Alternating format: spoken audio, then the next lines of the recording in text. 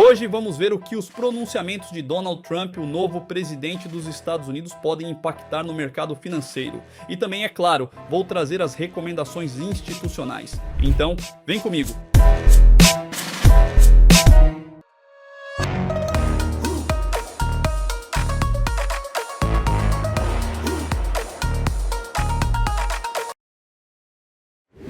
O que eu quero falar com vocês hoje?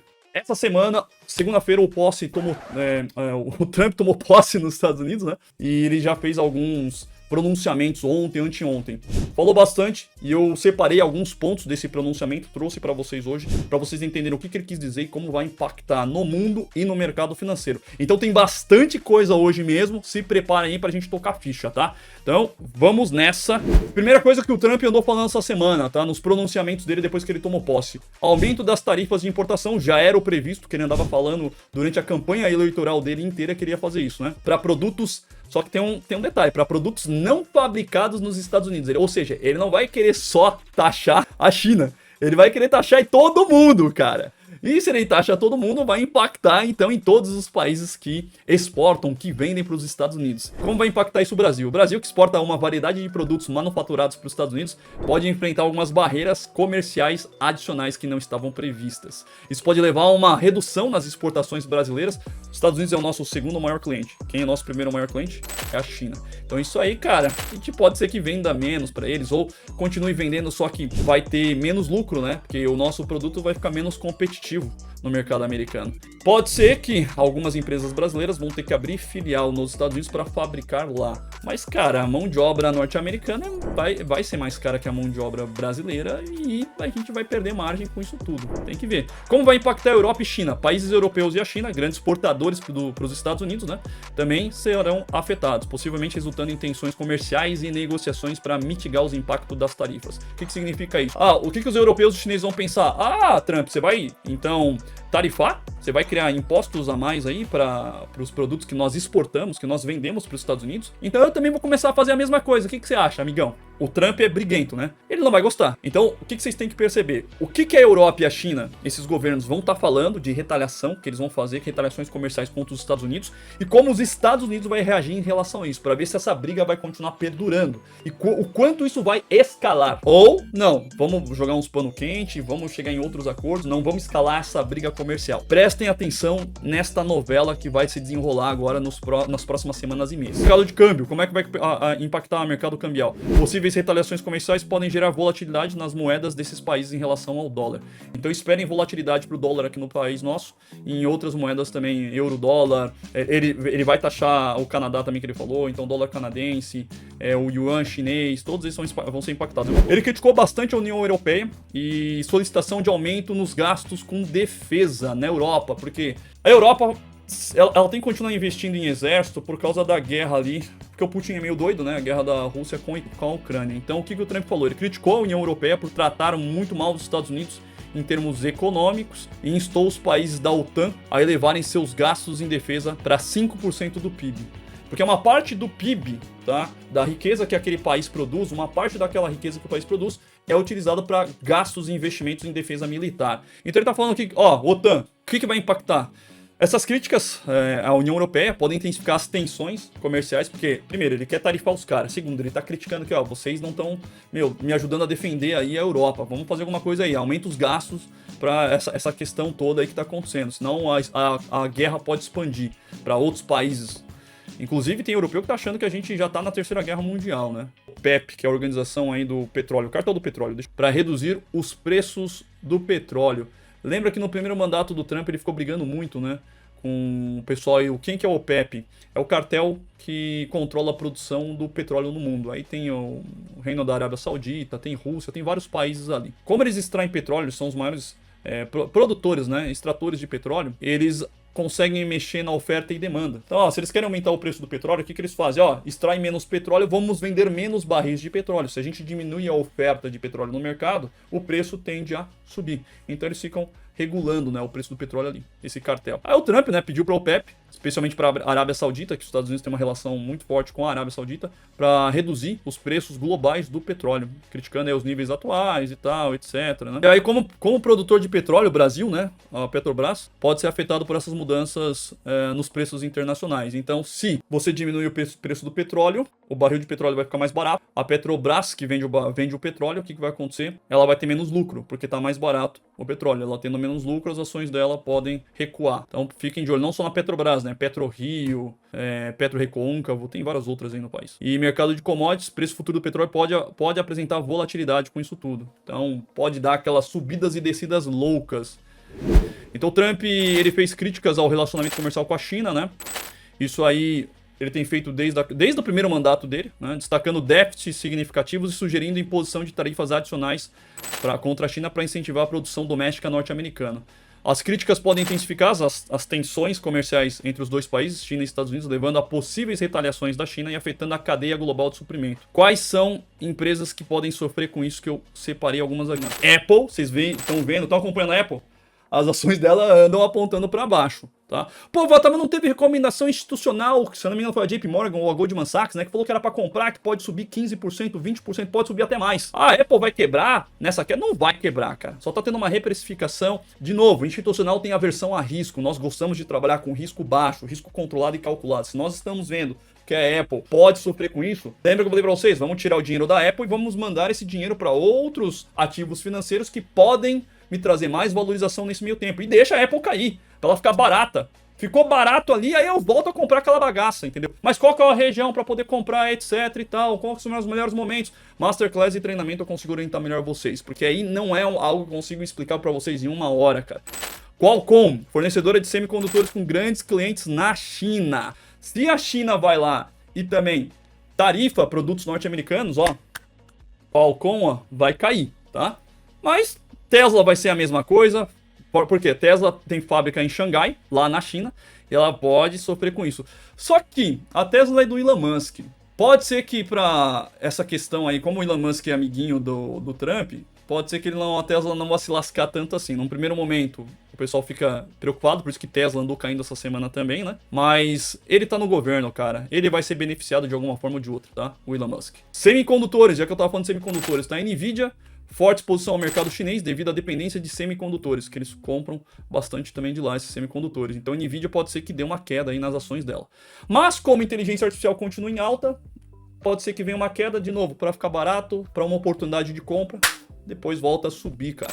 Taiwan Semiconductor Manufacturing Company, a TSMC, importante fornecedor global, vai ser impactado por essas tensões comerciais. Ela é de Taiwan. A maior parte, 80% dos chips de alta tecnologia são fabricados pela TSMC.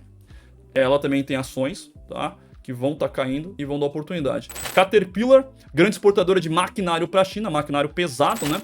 Então vai ser impactado. Boeing, sensível a disputas comerciais devido à exportação de aeronaves para a China. Então essas empresas vocês têm que ficar esperto. O quê? Estados Unidos versus China. E o que vai impactar se ele começar também a brigar com a região do euro? Volkswagen depende do mercado americano e ele é um potencial alvo de tarifas extras em cima da Volkswagen. Por que ele vai fazer isso contra a Volkswagen? Para fortalecer o mercado, de novo, norte-americano, Trump. Porque se você tarifa produtos de concorrentes gringos, os produtos norte-americanos ganham com isso.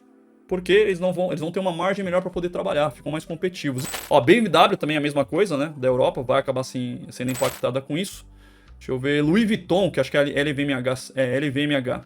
Grande exposição ao mercado americano, que é bens de luxo. Então, essas marcas de luxo europeia podem sofrer com isso para vender para os Estados Unidos. Então, as ações dessas empresas também podem cair. Empresas brasileiras agora, que podem sofrer ou se beneficiar de todo esse holocausto que vai acontecer. Vale, exporta minério de ferro, pode ganhar com aumento de demanda chinesa caso os Estados Unidos dificultem a importação de produtos acabados. BR Foods, eu já tinha comentado para vocês, exportador de proteína, né? Pode ganhar espaço no mercado chinês como alternativa aos produtos americanos, porque ele vai taxar o Brasil. Tá? Então, vamos tocar mais aí. E outra, né? Lembra em lives passadas que eu comentei com vocês que saiu finalmente o acordo? 25 anos, o Mercosul negociando com a União Europeia, saiu o acordo. Claro que vai levar alguns meses para terminar ainda os pormenores, os detalhes e começar realmente as negociações, né? entre o comércio dessas duas grandes potências, grandes grupos, grandes blocos. Isso vai ser muito bom, porque aí também diminui a nossa dependência da China, cara. Senão lascou, tá? Seguinte, vamos começar então, tá? Finalmente as recomendações institucionais. Primeira recomendação institucional. Quem que tá fazendo ela? O Morgan Stanley, que é forte pra caramba nos Estados Unidos, os caras acertam demais. A Shell, tá? A Shell ela tem um potencial de crescimento de 25% de valorização. Morgan Stanley acredita que a Shell está bem posicionada para se beneficiar da transição energética com investimentos robustos em energia renovável e aumento na eficiência operacional, tá? Qual que é o código dela para você operar no Brasil? Shell 34. Quais são os riscos envolvidos nela que vocês têm que prestar atenção? Porque não tá risco free, não. Flutuação nos preços de petróleo e gás, que provavelmente vai acontecer aí porque o Trump tá brigando já com o OPEP, e desafios regulatórios na transição para energia limpa. Então vocês têm que prestar atenção no que eles estão falando sobre ESG. Vamos para a próxima aí, que é a Visa. Bandeira Visa. A Visa, a UBS, que é um banco suíço, fez a recomendação de compra, 18% de potencial de valorização. A UBS destaca o crescimento no setor de pagamentos digitais e a forte posição da Visa em mercados emergentes como motores de crescimento para a empresa. Qual que é o risco que está envolvido nela? Concorrência crescente de fintechs, que tem crescido muito mesmo, cara. Brotando um monte de fintech ultimamente, e mudanças regulatórias no setor de pagamentos podem afetar o desempenho dela. 18% de valorização, beleza? Deixa eu dar uma olhada aqui e deixa eu... o código da Visa é Visa 34. A Tesla, queridinha Tesla, que faz parte dos 7 magníficos, já tinha, acho que foi semana passada retrasada, houve a recomendação dela. Bank of America, acho que o Goldman Sachs e a Morgan Stanley tinham recomendado, né? Eles reforçaram a recomendação, o Bank of America e a JP Morgan. Eles estão entre 20% a 25% de valorização na Tesla. Bank of America, ele acredita que aponta o avanço da Tesla em tecnologia de veículo elétrico, nas baterias, eles estão deixando as baterias dos veículos elétricos mais eficientes como diferencial no setor que ele está liderando, aliado ao crescimento em novos mercados, tá? Qual que é o risco envolvido em Tesla? Volatilidade nos custos de materiais. Ele tem que ficar de olho nessa questão, se vai tributar, etc e tal, e tudo mais, porque a Tesla fabrica algumas coisas fora dos Estados Unidos. Tem que ver como vai impactar nela a taxação, as tarifas que vão colocar nos produtos chineses, beleza? Então fiquem de olho com isso, esse é o risco. Qual que é o código dela para vocês operarem aqui no Brasil? TSLA 34, de Tesla, né? Berkshire Hathaway. A Berkshire Hathaway, que é o fundo, né, do famoso Warren Buffett, você consegue comprar ações do fundo do cara, tá? Deixa eu ver aqui quem que tá fazendo a recomendação. Goldman Sachs, recomendação de compra. Estimativa de 15% a 18% de rentabilidade, de valorização. Diversificou, por quê? A diversificação dos investimentos da Berkshire Hathaway e sua sólida posição de caixa, que eles têm um caixa muito grande ali, então um caixa saudável, são destacados pelo Goldman Sachs como pontos fortes. Então fiquem de olho aí. Riscos envolvidos: desempenho abaixo do esperado das empresas do portfólio e dependência das decisões de investimento da liderança. Então tem que ver quais ativos que o Warren Buffett está de olho ali, né? Então, dependendo da posição dele, ele costuma acertar, nem todos, mas costuma acertar sim, tá? E o que ele escolher para colocar no portfólio da Berkshire, se ele escolher coisas que não estão desempenhando bem, vai impactar justamente no retorno da Berkshire, tá? Então, se for investir na Berkshire, você vai ter que ficar de olho no Warren Buffett e quais as ações de empresas que ele está comprando e se desfazendo. Fechou? Então fiquem de olho. Qual que é o código dela? BERK34. Vamos para a última aqui, que é a Sony. A Sony, a JP Morgan está fazendo uma estimativa de 18% de valorização nas ações dela, porque ela enfatiza, a JP Morgan está enfatizando o sucesso contínuo da Sony no mercado de consoles de jogos eletrônicos, e sua expansão em serviços de streaming de música e vídeo. Realmente os caras estão bombando, tá? Então fiquem espertos aí. O código dela é S de Sony, N de navio, E de escola, C de casa, 34. Quais os riscos envolvidos nela?